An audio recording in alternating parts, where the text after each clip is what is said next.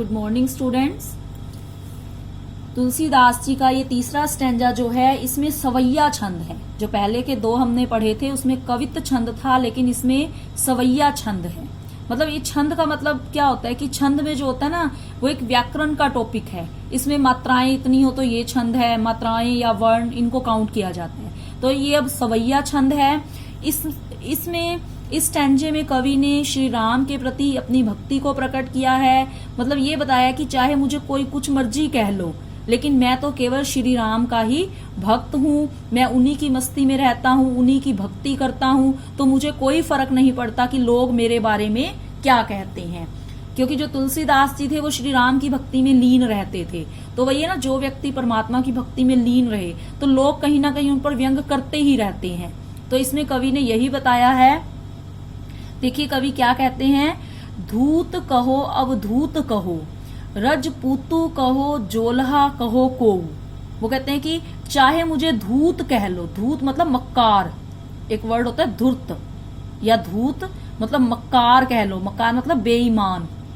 अवधूत, अवधूत होता है सन्यासी। मतलब ये है कि संसार के लोग, कुछ लोग उन्हें अच्छा भी कहते थे कि वो परमात्मा की भक्ति करता है, लेकिन कुछ ऐसे भी लोग थे जो उन पर ताने कसते रहते थे, उनको बुरा भी कहते थे। तो वो कहते हैं कि चाहे मुझे मक्कार कह लो, चाहे मुझे सन्यासी कह लो। रजपूतु, चाहे मुझे किसी राजा का पुत्र मान लो। जोल्हा, जोल्हा होता है बुनकर। बुनकर क्या होते हैं, मतलब एक तरह से पहले जो सिलाई बुनाई करने वाले थे उनको जोल्हा कहा जाता था। कि चाहे तो मुझे बुनकर मान लो। कहो को, मुझे कोई मर्जी नाम दे दो। कि जो कुछ लोग उन्हें अच्छा भी मानते थे, कुछ लोग उन्हें बेईमान बुरा भी कह देते थे। कि चाहे मक्कार कह लो, चाहे सन्यासी कह लो, चाहे राजा का पुत्र मान लो, चाहे बुनकर कह लो, कुछ मर्जी कह लो। काहू की बेटी सो बेटा ना ब्याहबे।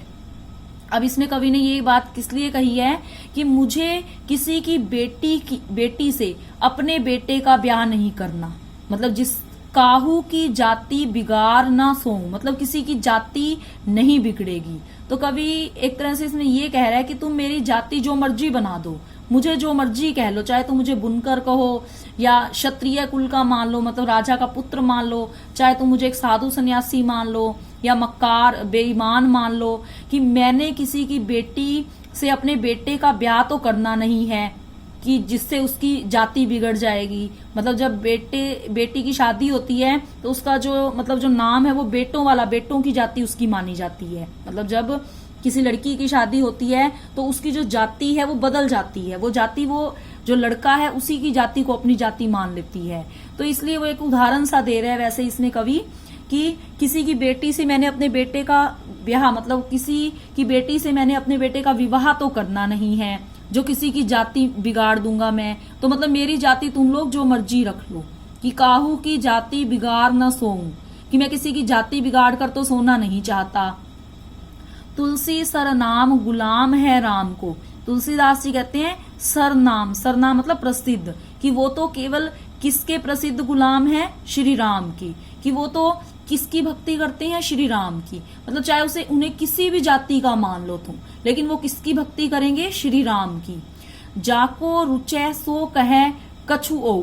जाको रुचै, रुचै होता है रुचि मतलब पसंद, कि जिसको जो नाम पसंद है वो मुझे उसी नाम से पुकार ले। जाको रुचै सो कहे कछु ओ, कि मुझे कुछ मर्जी नाम दे दो, कुछ मर्जी मेरी जाति दे दो, कोई भी जिसको जो अच्छा लगता है वो मेरी जाति बना दो, मुझे इससे कोई भी फर्क नहीं पड़ने वाला। कि ना ही मैंने अपने बेटे का ब्याह किसी बेटी से करना है भी कोई ये कहे कि हाँ उसकी जाति भी बिगड़ गई अगर मेरी जाति बिगड़ी हुई है।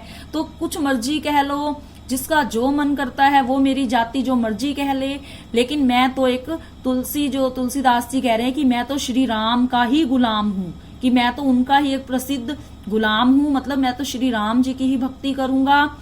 मांगी के खैबो, फिर वो अपना स्वभाव बताते हैं कि चाहे उन्हें किसी जाति का मर्जी मान लो, लेकिन वो तो कैसे रहेंगे, श्री राम की भक्ति करेंगे। मांग के खैबो मतलब मांग के खाएंगे। मसीत को सोएबो, मसीत मतलब मस्ती, और मस्ती से सोएंगे। मतलब कि अपनी जिंदगी जीवन जो है, उनकी जिंदगी जो है वो श्री राम की भक्ति करेंगे, खुल के खाएंगे, मस्ती से सोएंगे। लैबो को एकू ना दैब को दो। लैबो को मतलब लेना, एक ना दैव को दो, दैव को मतलब देना। वो एक कहावत है ना कि ना लेना किसी से ना देना, कि मुझे तो ना किसी से एक लेना है, ना किसी को दो मतलब दो देने हैं। मतलब मेरा तो किसी से कोई लेन देन कोई वास्ता नहीं है, मैं तो मस्ती में अपना जीवन व्यतीत कर रहा हूँ, मस्ती में सो रहा हूँ, मांग के खा रहा हूँ, और केवल किसका नाम ले रहा हूँ? श्री राम का नाम ले रहा हूँ। तो मुझे चाहे जिस मर्जी जाति का तुम मान लो, कि मेरी वजह से किसी की जाति भी नहीं बिगड़ेगी।